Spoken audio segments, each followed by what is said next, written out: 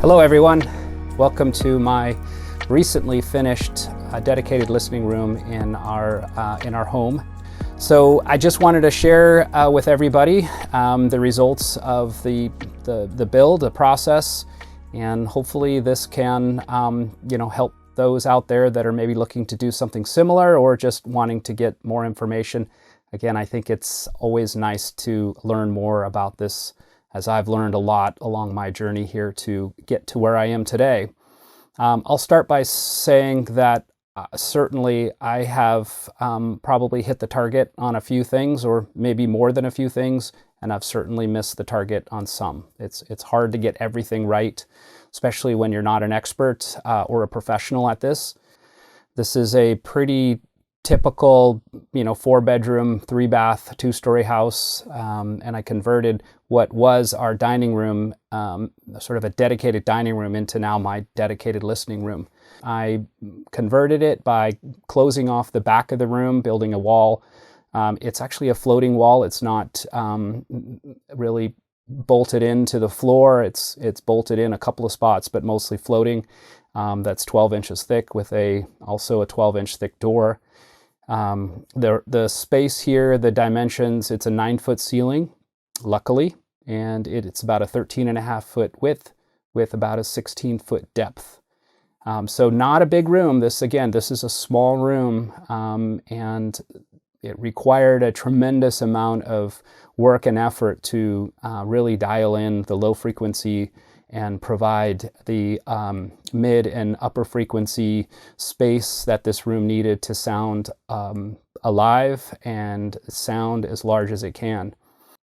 So the first iteration, and this is right now, the finish here is probably the third or maybe our fourth iteration of the build in this room. I've started and continued to add on and redo a lot of the treatment as I learned and listened and figured out what works and what doesn't work. And believe me, I have tried just about everything one time or another. I have done some listening in here. The speakers that I have here are just placeholders. I've ordered a very nice pair of speakers that are now 4 months into their build process and haven't received them yet. So I really haven't been able to truly get out of this room what it was designed to do.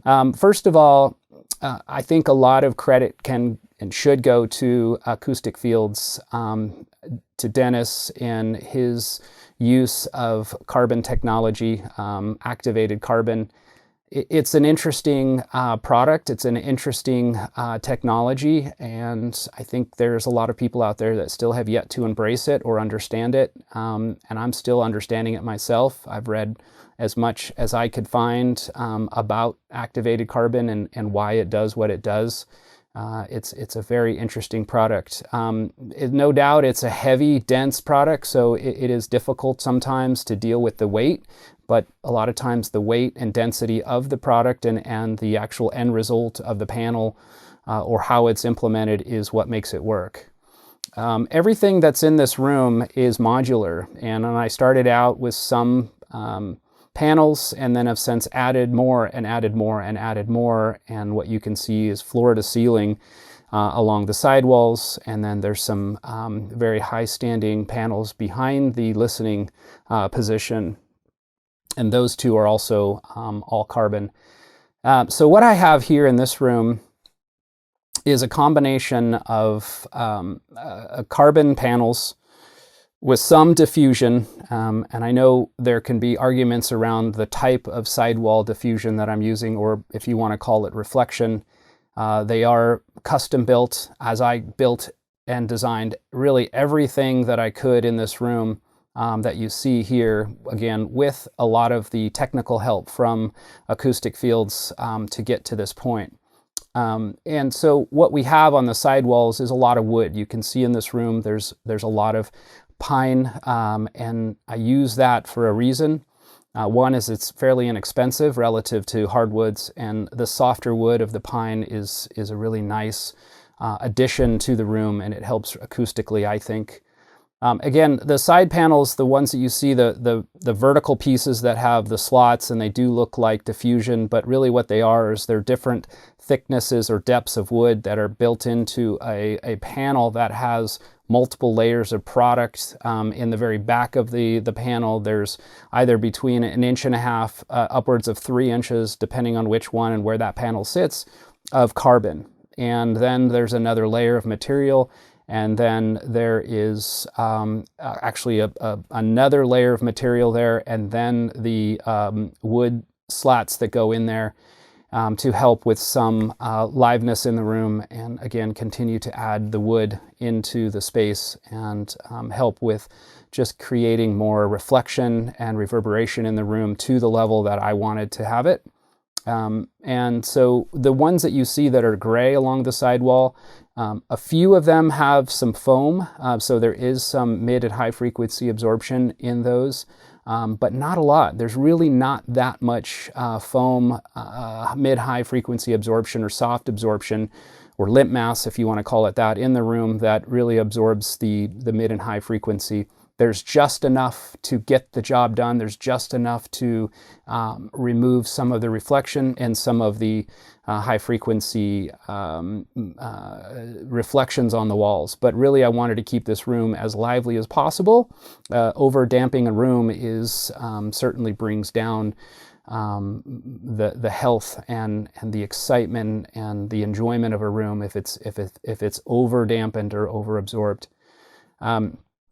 On the ceiling, I did go with the Skyline diffusers, really above the listening space, kind of headed towards the front of the room. But along the front edge of the room on the ceiling is 3 inches of carbon panels. And along the back edge of the room, again, is another 3-inch carbon panel. And that's all that it is. It's just carbon in a 3-inch panel covered in fabric with perforated wood and some other material in there as well. And then the thicker ones that are running really along the ceiling, along the upper edge of the sidewalls, is a design it's a panel, it's a box that's almost 6 inches thick. And in there, it actually has almost 3 inches of foam with a membrane, a wood piece on the front of it that has slots in it. And then it has about 1 inch, almost 2 inches of carbon. It was designed for the purpose of absorbing the frequency of about 150 to 125 hertz, which was an issue that I had between the floor and the ceiling. So the thicker panels on the ceiling are designed a little different than the 3-inch panels, which are all carbon, and those are in the corners and along the edge of, again, the front and the rear of the ceiling. Now, let me back up a quick minute here and talk about underneath the panels. All of the walls and the ceiling are all 3/4 inch veneer plywood that have been glued on with a specific type of acoustic adhesive, not the green glue, but a certain type of acoustic adhesive that attaches the plywood to the sidewalls. And then, of course, on the ceiling, I also have 3/4 inch plywood veneer on the ceiling with a dampening membrane, a rubber membrane in between that with adhesive, but those are screwed to the ceiling joists or the floor joists above. That is because it's on the ceiling, and I had to make sure that the integrity of the ceiling was such that it wouldn't fall on anyone. The ceiling, I wish I would have decoupled the ceiling from the ceiling joists. That's a great way to deal with noises above. My daughter's room, ironically, is right above the listening room, and having that decoupled effect would have been great, but I wasn't going to remove the sheetrock and then do that. So I compromised, and I did put the dampening material with the glue. But it does help with the sound escaping into the upper room, especially low frequency, but I can hear footsteps above me. That's the one thing that decoupling would have done, or a much thicker process. So if we look at the sidewalls with the plywood and the dampening material and the adhesive, constrained layer damping, and that is something that everybody should understand and learn, because that is the true effect when you're building a music room and you're wanting to mitigate vibrations and resonance in the wall. So constrained layer damping is something that once I learned about that, it really kind of clicked for me to understand why that's happening.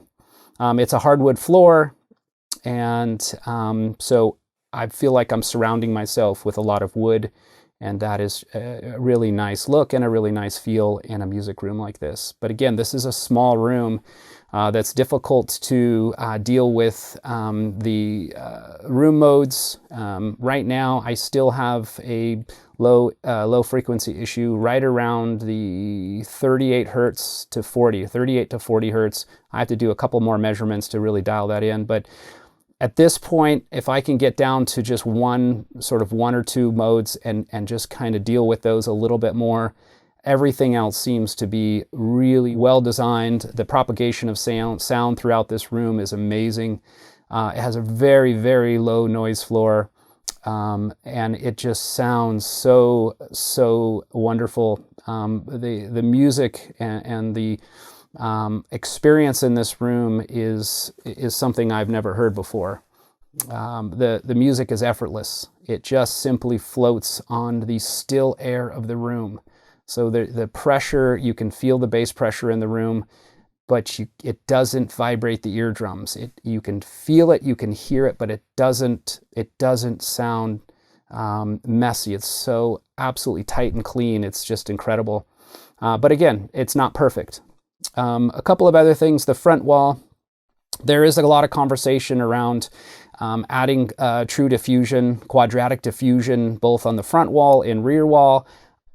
For me personally, I've tried it on the rear wall, and I had a little bit on the front wall. What I went with was a half round, or sort of a polyfuser, a big half round wood deflection on the front wall. And to me, the depth of the music is something I've never heard before. It absolutely does an incredible job in providing depth. It does not have any ill effects or deflection effects from the front wall. And on the rear wall, I have these standing panels that are really just carbon with some wood on there to kind of help a little bit with the reflection. But the interaction between the front wall and rear wall, in my case, is perfect. Some say that you can have quadratic diffusion on the rear wall. My chair is only a few feet from the rear wall, so it just didn't seem like the diffusion was really working that well for me, but maybe in some cases, if it's designed and implemented correctly, it might work better. And again, everything I talk about is about my experience in my room. And then on the ceiling, I did go with, again, true quadratic diffusion with the Skyline diffusers spaced out. I didn't think you don't need to have them all right together. You can have some space in between, or even have some foam in between each diffuse panel, so it spreads out the diffusion. And then there's some flat wall behind that, or in between each diffuser, that does provide some reflection of sound, which it's really, really great. I think just in a nutshell, that's what we have right here. All of the panels that are standing, they're all standing, and they're against the wall. And this is what I sort of taken on as my approach in talking about multiple layers of material that go up and through the wall. I look at the panels that are up against the wall as really the first layer of material, and then you have the wall and the inner part of the wall that's the additional material that spaces through the wall. So the panels are actually up against the wall, and they're sitting on, again, another rubber damping. Every one of the panels rests on a damping material, so there is some disconnect between the panels and the floor, and then behind each panel is also more dampening rubber material. So as it sits up against the wall, it is sort of has some decoupling between the panel and the wall as just another layer. Each panel on the ceiling, each one of them weighs about, the smaller ones, or the thinner ones, weigh almost 40 pounds, and the thicker ones, because there's not quite as much carbon, weigh about 32 to 35 pounds. And then the panels on the sidewalls weigh anywhere from, let's say, 80 pounds upward to 140 pounds each. So very, very heavy. And I have to commend my wife for helping me carry these into the room when I'm done working on those. She really did not enjoy that. But they're in, and it's to me, I come in here and I sit in here and I just appreciate the room for what it is. The front wall, inside the front wall, I did tear the drywall off again. And this was back on original, sort of initial iteration of the build. I did tear the drywall off. I do have a 10-inch stud space with 3-inch carbon filters and panels on top of that. So it is a true diaphragmatic bass absorption system in the front wall, also in the rear wall. And I do have the additional panels again on the rear wall. So you put all that together, there's close to 2,000 pounds of carbon in this room. There's probably, I don't know, hundreds of pounds of wood that's in here. And it's taken up some space, but my goal through all of this was try to maintain as much volume and space in this room as I could within reason. So you have to figure that into your calculation when you're building in your sound absorption and your sound control system. I think I did a pretty good job, but I did have to give up some space, but it's well worth it. So yeah, so I think the last thing I'll say again is I had no building skills. I'd never built anything in my life. And sort of 4 years ago when I started on this room and gone through a couple of build projects, I got better and better and bought some more tools and sort of accumulated a small set of skills and, small set of tools. And I've been able to put together this room and couldn't be happier. I truly believe that if you really want to get out of your system what it was designed to do, ultimately give it the space, the ability to shine, and give it the ability to project and deliver a sound and an experience that these really high-end systems are designed to do. So I think that at this point, there's not a whole lot more I could do, I think, without tearing more out and spending more time. And I'm just to the point now where I think I've kind of hit my point where I've put my effort into this room, and it's, I think, about as close as I'm going to get to perfect. It's a pretty incredible experience, and I've learned so much along the way. And for those who have their systems set up in their living rooms, or they have it set up in a bedroom, or a family room, maybe this isn't something that is for you, or you don't have the space or the ability to add this much to a room. But adding something and continuing to improve on the sound, to me, has always been the goal. I've actually put more effort into that than I have into my gear in some cases. But this has turned out to be a pretty fun and great experience. So I just want to say thank you to Acoustic Fields and Dennis for the support and the videos that he puts out, very educational.